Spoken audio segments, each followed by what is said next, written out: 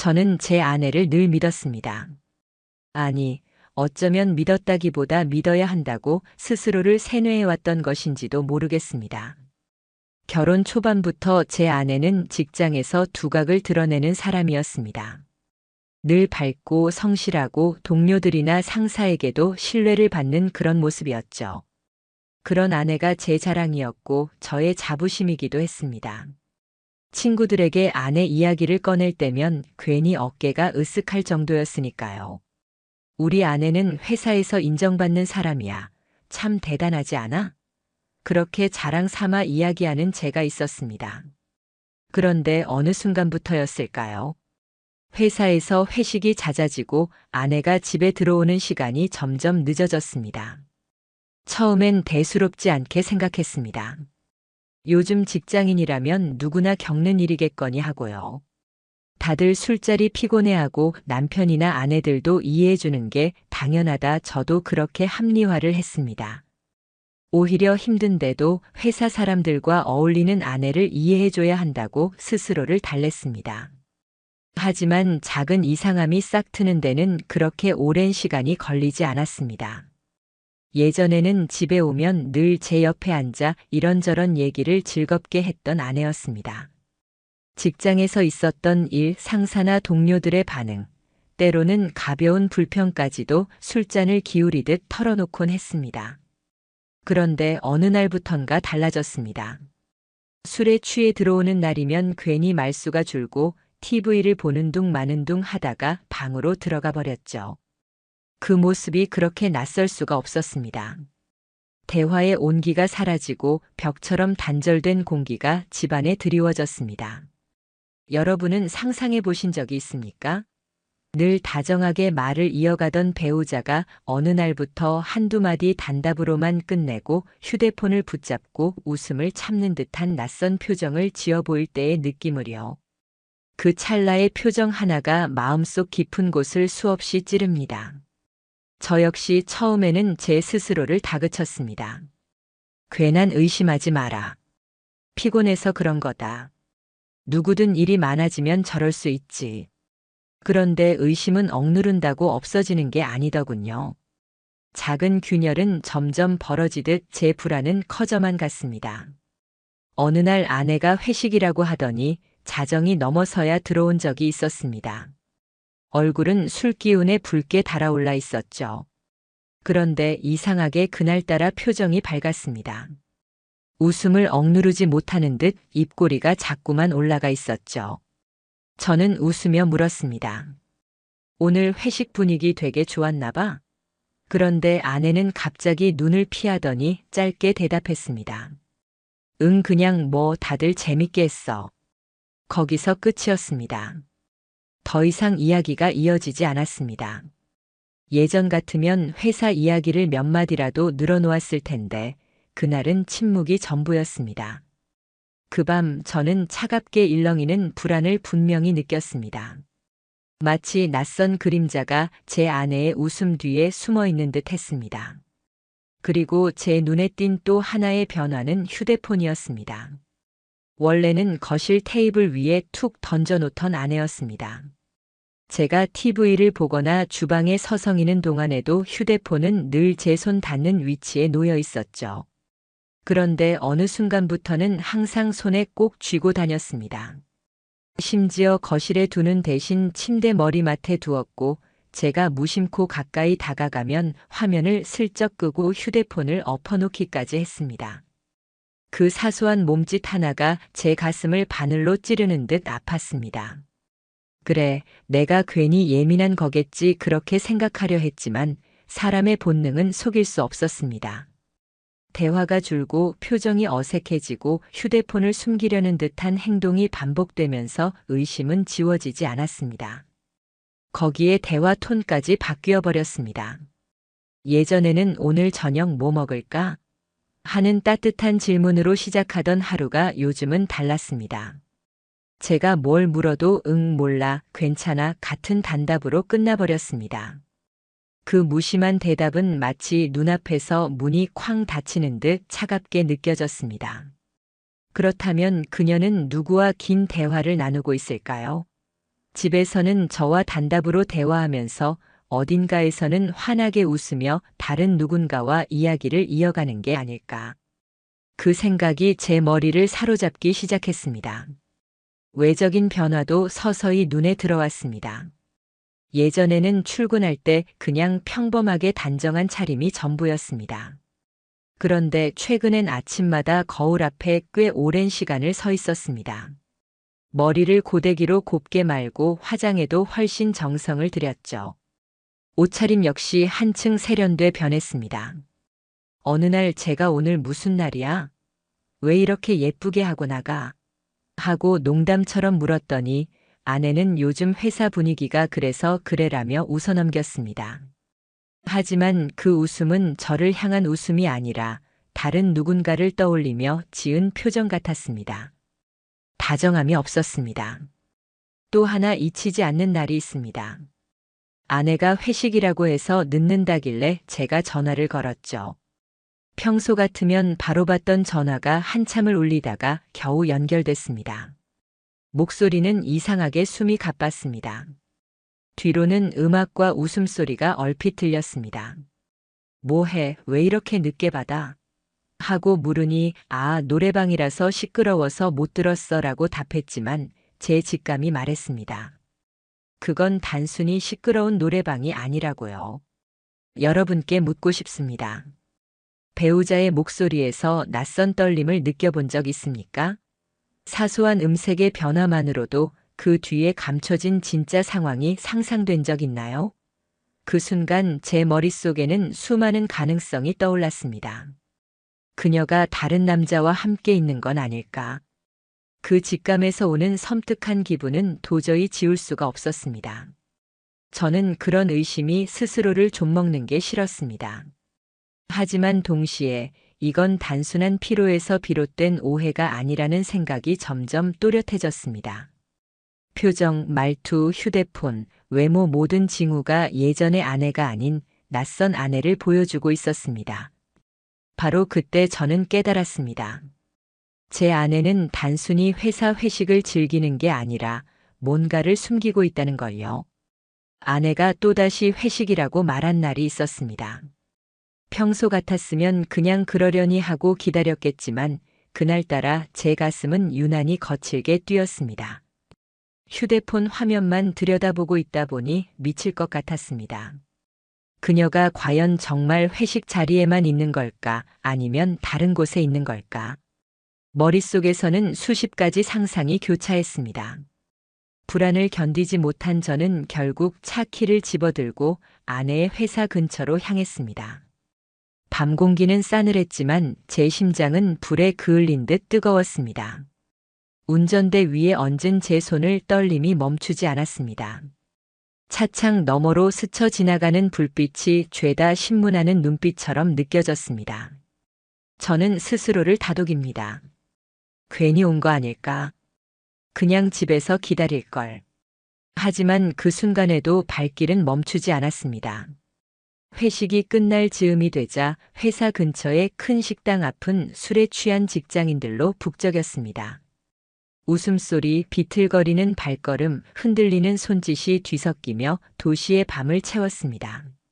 저는 자동차 시트에 몸을 움츠린 채 창문을 조금 내리고 아내가 나오기를 기다렸습니다. 그 짧은 시간도 숨이 막힐 듯 답답했습니다.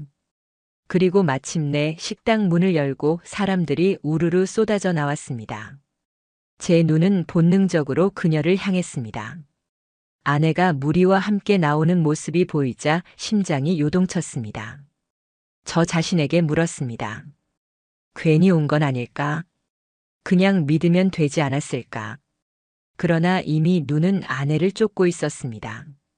무리 속 아내는 처음에는 평소처럼 웃고 있었습니다. 동료들과는 가볍게 인사를 나누더니 어찌된 영문인지 슬그머니 한 남자와 둘만 남게 되었습니다. 그 순간 제 눈에 익숙한 얼굴이 들어왔습니다.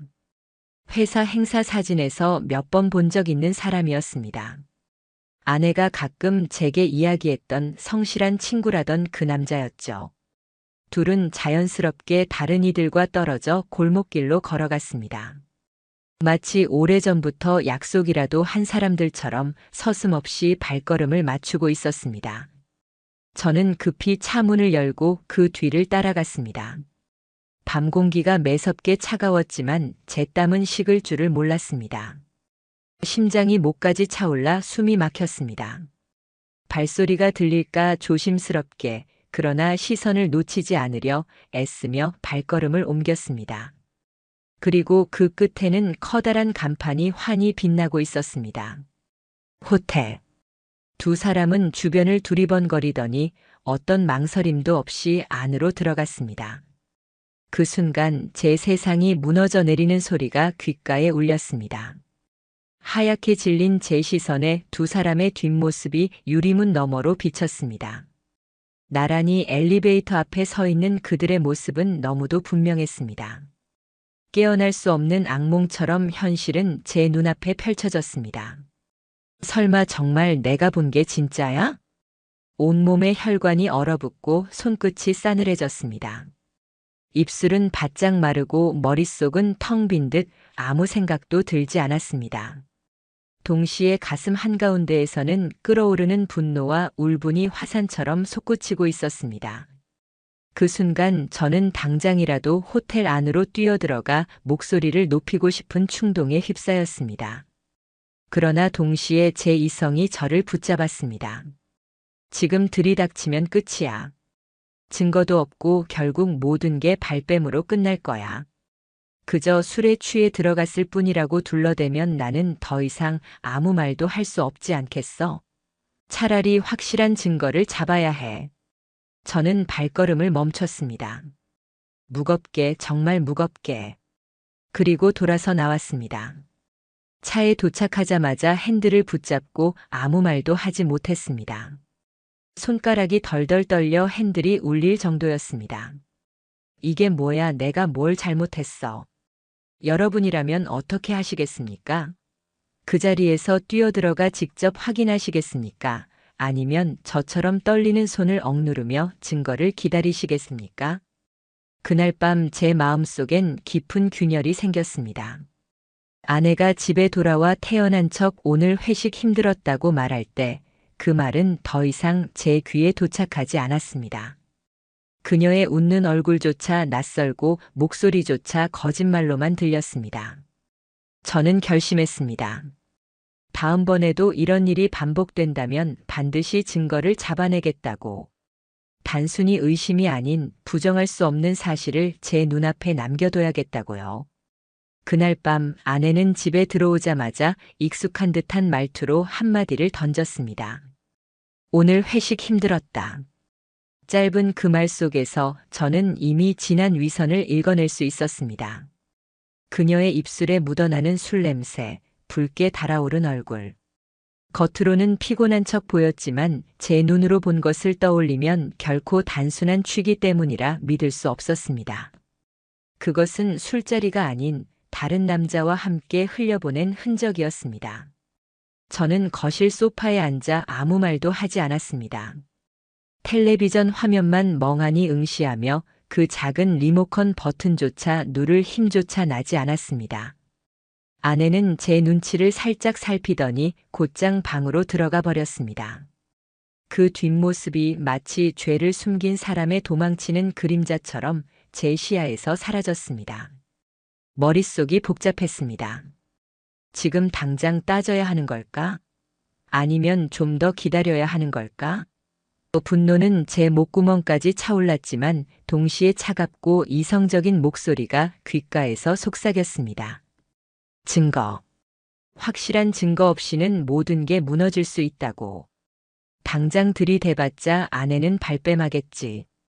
술에 취해 잠시 쉬러 갔다고 둘러댈 게 분명하다. 그럼 결국 내가 가정을 흔드는 가해자로 전락하겠지. 분노와 이성 복수가 되고자 하는 충동과 가정을 지키고 싶은 본능이 서로 엉켜 제 가슴을 찢어 놓았습니다. 그리고 저는 결심했습니다. 단순한 의심으로는 끝낼 수 없다고. 반드시 기록으로 남길 부정할 수 없는 증거가 필요하다고요. 그래서 저는 결국 흥신소에 연락하게 되었습니다. 제 인생에서 흥신소라는 단어를 실제로 말하게 될 줄 꿈에도 몰랐습니다. 영화나 소설 속 세계라 여겼던 그 단어가 제 현실이 되었습니다. 수화기 넘어 차분한 목소리가 들려왔습니다. 어떤 도움을 원하십니까? 저는 숨을 고르며 간신히 입을 열었습니다. 아내가 같은 부서 동료와 부적절한 관계를 이어오는 것 같습니다. 확실한 증거가 필요합니다. 목소리가 떨리지 않기를 바랐는데 제 말 한마디 한마디가 갈라지는 것 같았습니다. 흥신소 직원은 차분하게 대답했습니다. 사진, 영상, 위치 기록. 다 준비해 드릴 수 있습니다. 다만 시간이 조금 필요할 것입니다. 그 말을 듣는 순간 저는 낯선 세상에 발을 내디딘 기분이었습니다. 이제는 제 의심이 단순한 공상이나 추측이 아니라 실제로 밝혀질 준비를 하고 있다는 사실이 두려우면서도 또 희망적이기도 했습니다. 그날 이후 제 일상은 철저히 무너졌습니다. 직장에 앉아 있어도 책상 위의 문서가 눈에 들어오질 않았습니다. 수십 개의 글자가 눈앞에서 춤을 춰도 머릿속에선 오직 한 장면만이 반복됐습니다. 호텔 문으로 들어가던 아내와 그 남자의 뒷모습. 점심시간에 밥을 먹으려 해도 제 생각은 온통 아내의 발걸음을 쫓았습니다. 그녀는 지금 어디서 무얼 하고 있을까? 회사에 있을까? 아니면 또 다른 남자와 단둘이 있을까? 그 생각만으로 속이 뒤틀리고 자존심이 가루처럼 무너져 갔습니다. 제가 남자로서 지켜야 할 가장 소중한 자존심이 발밑에서 구겨지고 있었습니다. 며칠 뒤 흥신소로부터 첫 보고가 들어왔습니다. 그 전화 한 통화가 제 가슴을 철렁 무너뜨리기도 하고 동시에 확신을 준 순간이었습니다. 회식이 끝난 뒤 아내분이 그 남자와 단둘이 호텔로 들어가는 장면이 확보되었습니다. 그가 전한 말은 너무도 평온했지만 그 안에 담긴 의미는 제 인생 전체를 흔드는 파문이었습니다. 잠시 후 제 눈앞에는 증거 자료가 도착했습니다. 사진 속에는 의심할 여지가 없는 장면이 있었습니다. 익숙한 단발머리, 회사에서 입고 갔던 블라우스, 함께 나란히 걸어가는 모습. 그리고 옆에 선 남자의 손이 그녀의 어깨 위에 자연스럽게 올려져 있었습니다. 아내는 거부하지 않았습니다. 마치 그것이 늘 그러한 일상이라는 듯 자연스러웠습니다. 그 사진을 보는 순간 제 손은 제 뜻과 상관없이 떨렸습니다. 얼굴은 화끈거렸고 눈에서는 저도 모르게 눈물이 흘러내렸습니다. 이게 현실이구나. 내가 지켜온 가정, 내가 믿어온 사랑, 내가 목숨처럼 여겼던 결혼이 이렇게 허무하게 무너지는구나. 흥신소 측에서는 추가로 더 조사를 진행하겠다고 했습니다. 저는 단호하게 부탁했습니다. 끝까지 발뺌할 수 없을 정도로 모든 걸 밝혀주세요. 이후부터는 아내와 나누는 짧은 대화조차 작은 단서로 보였습니다. 제가 무심히 회식 이야기를 물으면 그녀는 깊은 디테일은 전혀 없는 말들로 잘라냈습니다. 뭐 별거 없어. 그냥 밥 먹고 노래방 갔다가 끝났어. 하지만 저는 이미 알고 있었습니다.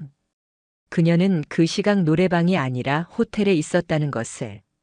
그 단답이 아내의 입에서 흘러나올 때마다 제 귀엔 거짓으로 칠해진 또 하나의 증거처럼 들렸습니다. 휴대폰도 더 철저히 감추기 시작했습니다. 이전엔 단순히 침대 머리맡에 두던 것이 이제는 집안 어디서든 손에서 놓지 않으려 했습니다. 심지어 화장실을 갈 때조차 손에 꼭 쥐고 들어갔습니다. 그 곁눈질 하나하나가 오히려 그녀의 두려움을 드러내는 듯 느껴졌습니다. 저는 점점 더 무너져 갔습니다. 회사에서 보고서를 펼쳐도 글자는 흐려졌습니다. 회의실에서 동료들이 무언가를 논의해도 제 귀에는 아무것도 들어오지 않았습니다. 사람들은 제 표정을 보고 괜찮냐고 물었습니다. 저는 억지로 웃으며 괜찮아요라고 대답했습니다. 그러나 속은 온통 회한과 분노로 타들어가고 있었습니다. 결국 저는 마지막 결심을 하게 됐습니다.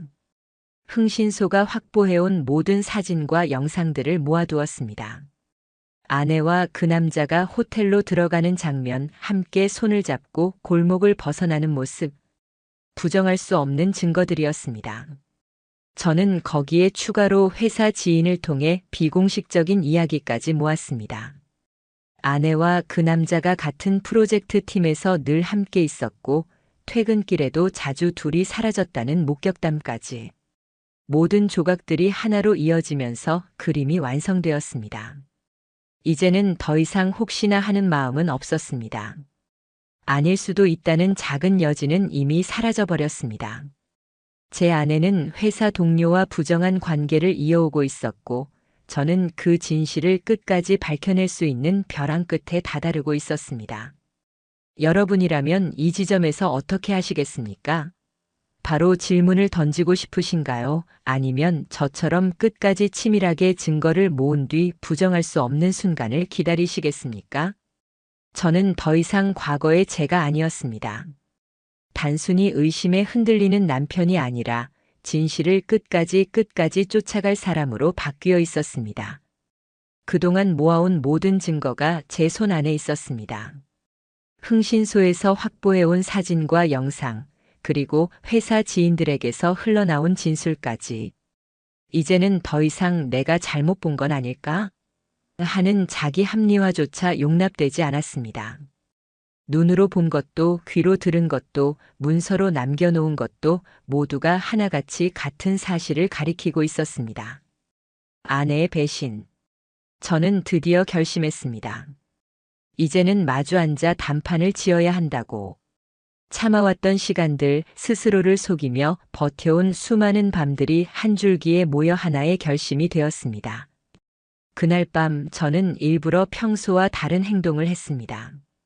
저녁을 정성스레 차려두고 거실을 말끔히 정리했습니다. 아내가 현관문을 열고 들어왔을 때 제가 평소와 다르게 준비해둔 식탁이 오히려 긴장감을 자아냈습니다. 아내는 피곤한 얼굴로 가방을 내려놓더니 무심히 묻습니다. 오늘은 웬일이야? 식탁이 깔끔하네. 저는 담담하게 대답했습니다. 그러게. 나도 오랜만에 해봤어. 근데 오늘은 회식 없었어? 아내는 살짝 눈동자를 피하더니 짧게 대답했습니다. 응, 그냥 바로 왔어. 그 순간 제 속에서 치밀어 오르는 분노를 간신히 눌렀습니다. 바로 집에 왔다고. 제 두 눈으로 똑똑히 본 날조차 사진으로 확인한 증거조차 다 부정하듯 태연하게 거짓말을 내뱉는 모습이 차갑게 느껴졌습니다. 저는 억지로 웃음을 지으며 고개를 끄덕이더니 잠시 말없이 식탁 밑에서 준비해 둔 종이봉투를 꺼냈습니다. 그 안에는 제가 미리 출력해둔 사진들이 들어 있었습니다. 사진들을 하나씩 식탁 위에 늘어놓자 아내의 얼굴이 순식간에 하얗게 질렸습니다. 손끝이 떨려 젓가락마저 제대로 쥐지 못했습니다. 제가 낮게 하지만 단호하게 물었습니다. 이게 뭐야? 회사 동료랑 호텔 들어가는 게 그냥 농담이야? 나랑 살면서 이런 짓까지 하면서도 계속 발뺌할 거야? 아내는 처음엔 고개를 저으며 황급히 말했습니다. 아니야, 오해야. 그냥 같이 들어간 것뿐이야. 술에 취해서 길거리에서 쓰러질까봐 잠깐 쉬려고 들어간 거야. 그 억지스러운 해명에 저는 비웃음을 터뜨릴 수밖에 없었습니다. 길에서 쓰러질까봐 호텔이야? 웃으며 팔짱 끼고 들어가는 게 잠깐 쉬러 들어간 모습이냐고. 내가 바보라서 모를 줄 알아? 아내는 결국 말을 잇지 못했습니다. 대신 눈물이 흘러내리더니 손으로 얼굴을 가리며 흐느꼈습니다. 그대로 무너지는 듯한 목소리가 들려왔습니다. 미안해, 나도 어떻게 이런 일이 생겼는지 잘 모르겠어. 그냥 잠깐 마음이 흔들린 거야. 그 사람이 나한테 잘해줬고 회사에서 힘들 때 위로가 됐어. 그 순간 제 몸속에서 모든 힘이 빠져나가는 듯 했습니다. 믿었던 사람에게 들은 가장 잔인한 고백. 위로라는 단어가 제 귓가에서 천천히 흉기처럼 박혔습니다. 제가 낮게 물었습니다. 위로? 위로라는 이름으로 남편을 속이고 가정을 부수는 게 내가 말하는 위로야? 아내는 숨을 헐떡이며 다시 변명을 늘어놓았습니다. 처음부터 이런 건 아니었어. 진짜야. 그냥 대화하다 보니 점점 마음이 간 거야. 나도 잘못인 거 알아. 하지만 나도 외로웠어. 당신이 늘 무심했고 나한테 관심이 없었잖아. 그 말을 들은 순간 안에 억눌린 분노가 다시 벌떡 일어났습니다. 내가 무심했다고? 그래서 남편 몰래 회사 동료랑 호텔 가는 게 정당화돼? 그게 내 논리야? 아내는 결국 바닥에 주저앉아 울음을 터뜨렸습니다. 온 집에 울음소리가 가득 울려 퍼졌지만 제 마음은 이미 굳게 닫혀 있었습니다. 그 울음이 더 이상 저에게 어떤 연민도 불러일으키지 못했습니다. 오히려 더 큰 배신감만 짙게 남겼습니다. 저는 차갑게 말했습니다. 됐어. 이제 변명은 충분히 들었어. 하지만 이건 단순히 우리 둘 문제로 끝나지 않아. 내가 아니라 내가 붙잡은 그 남자. 내 가정을 무너뜨린 그놈한테 나는 법적으로 책임을 물을 거야. 상간남 소송 반드시 진행한다. 아내는 숨이 막힌 듯 얼굴이 창백해졌습니다. 안 돼, 제발 그렇게는 하지 마. 회사 사람들한테 다 알려질 거야. 나도 다 잃게 될 거라고. 그 순간 저는 단호하게 고개를 저었습니다. 이미 잃을 건 다 잃었어. 내 마음도 내 신뢰도. 이제 내가 뭘 잃든 상관없어. 그 말을 내뱉는 순간 신기하게도 분노 대신 이상한 평온감이 찾아왔습니다. 마치 오래된 짐을 내려놓고 나니 가벼워진 것처럼 차갑고 건조한 결심만이 남아 있었습니다. 여러분이라면 어떠시겠습니까? 이 자리에 앉아 눈물 흘리는 상대를 끌어안으시겠습니까? 아니면 저처럼 싸늘하게 선을 긋고 결정을 내리시겠습니까? 그날 이후 제 모든 감정은 차갑게 골라졌습니다. 사랑도 연민도 남아있지 않았습니다. 오직 앞으로 해야 할 행동들만 제 머릿속에서 선명해졌습니다. 이제는 뒤돌아보지 않고 끝까지 가기로 마음먹었습니다. 저는 마음을 굳혔습니다. 더 이상은 감정에 휘둘리지 않기로. 이미 제 아내와의 신뢰는 무너져 내렸습니다. 다시는 붙잡을 수도 되돌릴 수도 없다는 걸 인정했습니다. 이제 남은 건 증거와 사실을 근거로 법적인 책임을 묻는 것뿐이었습니다. 저는 바로 변호사를 찾았습니다. 흥신소에서 모아둔 사진과 영상, 정리된 기록, 그리고 주변 지인들이 전해준 정황 증언들까지 차곡차곡 증거 자료를 제출했습니다. 변호사는 한 장 한 장 넘겨보며 고개를 끄덕였습니다. 이 정도면 충분합니다. 상간남 소송에서 확실히 승소할 수 있습니다.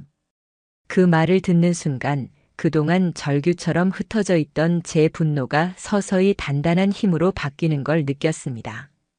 이제는 단순한 고통이 아니라 냉철한 정의로 나아가는 의지였습니다. 며칠 후 소송장이 접수되었다는 통보가 상간남에게 전달됐습니다. 잠시 후 그에게서 직접 연락이 왔습니다. 목소리는 다급했고 떨림이 묻어났습니다. 이건 오해입니다. 그렇게까지 갈 일은 아니잖아요. 가정 문제인데 제 인생까지 망치려 하십니까? 저는 단호하게 대답했습니다. 내 가정을 짓밟아 놓고 이제 와서 내 인생을 걱정해달라고. 이미 늦었어. 법정에서 보자. 그제야 그는 말문이 막혔는지 아무 말 하지 못하고 전화를 끊어버렸습니다. 그 후 소송은 곧바로 진행되었습니다. 회사 내에도 곧 소문이 퍼지기 시작했습니다. 처음엔 은밀한 뒷말이었지만 이내 사무실 전역으로 삽시간에 번져나갔습니다. 그 사람, 그 동료랑 그렇다더라. 결국 회사 상부까지 보고가 되었고 상간남은 대기발령 조치가 내려졌습니다. 직장 내 신뢰가 짓밟히자 사람들의 눈길은 한순간에 비난으로 바뀌었습니다. 결국 그는 스스로 사직서를 제출할 수밖에 없었습니다. 어쩔 수 없는 선택이었을 겁니다. 저는 그 소식을 전해 듣고 씁쓸한 웃음을 지었습니다. 이게 내가 자초한 대가다. 한때는 아무렇지도 않게 내 아내와 호텔로 향하던 남자가 이제는 고개조차 들지 못하는 몰락한 사람이 된 것입니다. 아내 역시 자유롭지 못했습니다. 모든 게 드러난 순간부터 회사 생활은 평범하게 이어질 수가 없었습니다. 차갑게 변한 팀원들의 눈길, 피하는 듯한 대화, 회식 자리에서의 따돌림. 그녀는 더 이상 예전처럼 웃을 수 없었습니다. 가정에서도 직장에서도 쫓기듯 벼랑 끝에 서게 되었습니다. 집안은 이미 얼음장 같았습니다. 저는 아내와 말을 섞지 않았고 같은 공간에 있어도 공기만 싸늘히 흘렀습니다. 아내는 매일 울며 제 앞에서 무릎까지 꿇고 용서를 빌었습니다. 하지만 그 울음은 이제 제 심장에 닿지 않았습니다. 결국 저는 변호사와 함께 이혼 소송까지 진행했습니다. 유책 배우자의 파탄 책임을 주장했고 아내는 제대로 반박하지 못했습니다. 판결 결과 저는 양육권과 일부 재산을 지킬 수 있었고 아내는 빈손으로 집을 떠나야 했습니다. 그날 판결문을 들고 집으로 돌아온 아내는 현관 앞에서 무릎을 꿇었습니다. 제발 마지막 기회만 줘. 다시는 안 그럴게. 정말 잘못했어. 하지만 저는 단호하게 말했습니다. 기회는 이미 수없이 줬어. 내가 그걸 다 짓밟았고 그 대가는 내가 감당해야 할 몫이야. 그 말과 함께 관계는 끝났습니다. 아내는 친정으로 돌아갔지만 거기서조차 따가운 시선을 피할 수 없었습니다. 가족에게서조차 냉대받고 주변에서도 손가락질을 받았습니다. 상간남 역시 사회적 평판을 완전히 잃어버렸습니다. 다른 직장을 구하지 못해 이리저리 전전한다는 이야기를 들었습니다. 한때 아내와 호텔로 들어가던 당당한 모습은 더 이상 어디에도 존재하지 않았습니다. 저는 모든 것을 잃었습니다. 가정도 신뢰도 아내에 대한 사랑도 이미 사라져 있었습니다. 하지만 동시에 모든 것을 얻기도 했습니다. 최소한의 정의, 최소한의 자존심, 그리고 다시 살아갈 이유를 찾게 된 것입니다. 화면 앞에 계신 여러분, 저는 이 경험을 통해 뼈저리게 깨달았습니다. 사람은 결국 자신이 뿌린 대로 거둡니다. 믿음을 저버리고 배신을 택한 사람은 필연적으로 대가를 치릅니다. 제가 가장 사랑했던 사람에게서 받은 상처는 평생 흔적으로 남겠지만 동시에 새로운 길을 찾게 만드는 발판이 되었습니다. 혹시 여러분도 언젠가 이런 고통을 겪게 된다면 저는 한 가지 말씀을 드리고 싶습니다. 차라리 직시하십시오. 눈을 피하지 마십시오. 그리고 차가운 이성으로 증거를 모으십시오. 그 후엔 반드시 스스로의 존엄을 지키는 선택을 하십시오. 저의 이야기는 여기서 끝입니다. 그러나 동시에 제 새로운 삶은 이제부터 다시 시작됩니다.